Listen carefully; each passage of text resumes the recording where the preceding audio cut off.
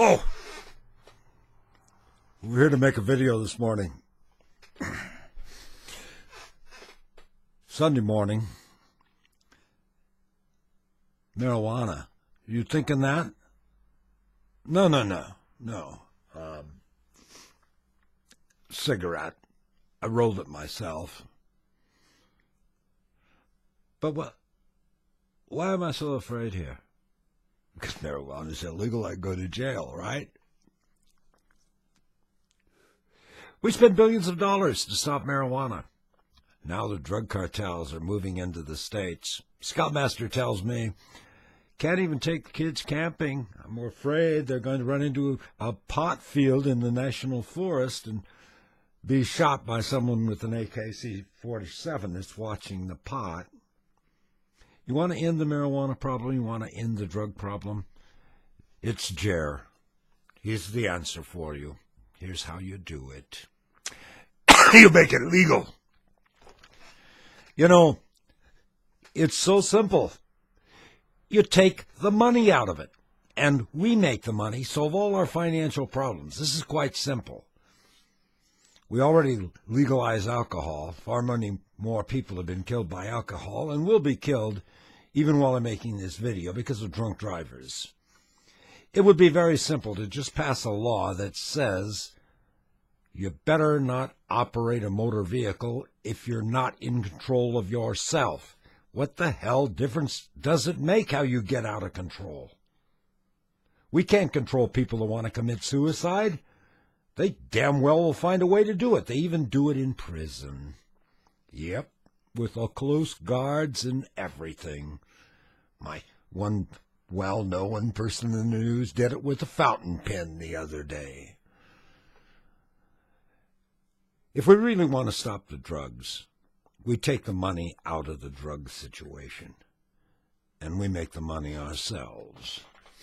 And if the pot growers want to undercut us, we will undercut them. Very simple. But we really don't want to stop the drug problem. Too many people on the take, from policemen to politicians. State I live in, you can get medicinal marijuana because people like myself with cancer, it really works. It's not a chemical drug. I can't smoke it. I would like to. I'll tell you, if I could, I would. Because I don't like the pain that comes from multiple myeloma. And I know it doesn't get any better. We are so screwed up here today. We could stop the drug problem. We could end the financial problem by just a simple matter of saying, I don't care. You want to take heroin? Take it.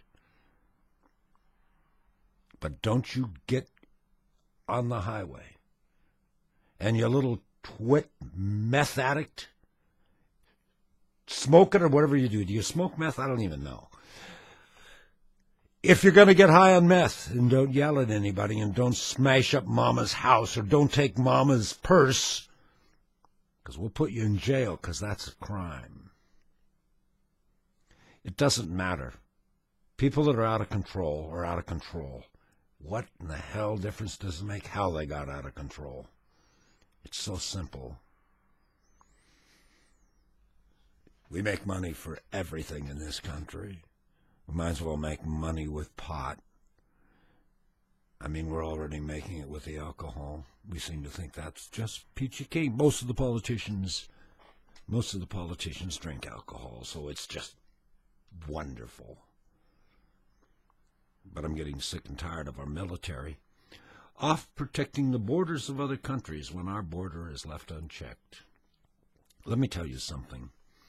Each immigrant that I've met that's illegal seem nice, but there are a few that I've met that aren't. The reason for immigration laws, it's really simple. It's to limit how many people cross the border. But there's more than that. I mean, population, jobs, lack of them, these are all considerations in immigration, and that's the reason we have immigration laws. But there's a more important dimension. We want to know who the people are that are coming here. Are they wanted by the police? Do they rob banks? Do they kill people? These are things that we need to know in an immigration program. And when we allow people to come across the border unchecked, there's a lot of things besides bed bugs that come across the border into our country. There's guns. There's drugs that are destroying our young people.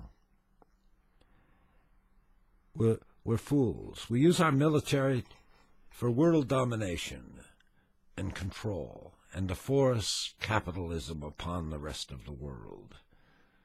We should use the military to fight things like a flood in Pakistan, an earthquake,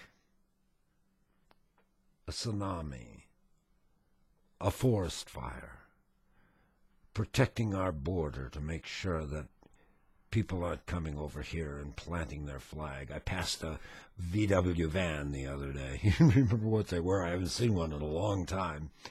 Had a big Mexican flag on it. Was here on Interstate 5, it was. A shrine of Our Lady of Guadalupe on the dashboard. They were holy people, I guess. But when I was growing up, when they crossed the border and planted their flag on our soil, it used to be called an invasion. Things are really messed up. There's no peace movement today. There are no spokesmen for peace. Children are growing up thinking that they are tools of war when they're children of God. And children of God cannot be tools of war. Why do you ask that? Are you an unpatriot? Is that what it is? You're a commie? A socialist? Are you a fascist? Are you gay? No. I am a child of God, and my God is powerful.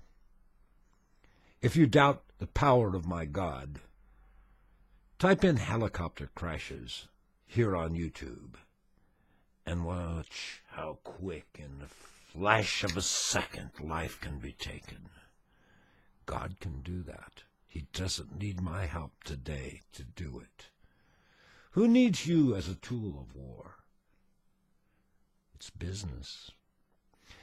The companies that make the war even own these microphones in the broadcasting community. A 14-year-old once wrote me from Russia, and he said, "Your country scares me because you make money from war." It's right. You were not created to be a tool of war because God is all-powerful. However you perceive him to be, he's quite capable of taking care of those kind of things himself. You have an obligation to try to talk peace and use the intelligence that God has given you to make this world a better place. And you can't make it a better place by killing women and children and saying they're just casualty of war. You can't make world peace by hiring other people to do the killing. We have a lot of killing done in our name that's not done by soldiers. And then we forgive the groups that do that, even though we see it on television. This nation is terminally ill. There is not one nation on this planet more important than one soul. Souls are eternal. This nation will be fortunate to make 240 years. Rome was great. Rome fell. How many Christians joined the Roman army? As great as it was, how many Christians must have wondered, if I'm being fed to a lion, do they really like me? It was discrimination. It was back there then. It's here today. It's time to get the act together, because the hope that was the great Barack Obama, who's now hiding in the White House, because he realizes that he can't do anything. And the great Republicans who say Barack Obama can't do anything, who've made it possible for him not to do anything, because everything he's tried to do they have blocked and stopped because they are the party of no. The future's bleak. Glenn Beck does not have the answers. Maybe I have the answer. You are not a tool of war. You are a child of God. If you will excuse me.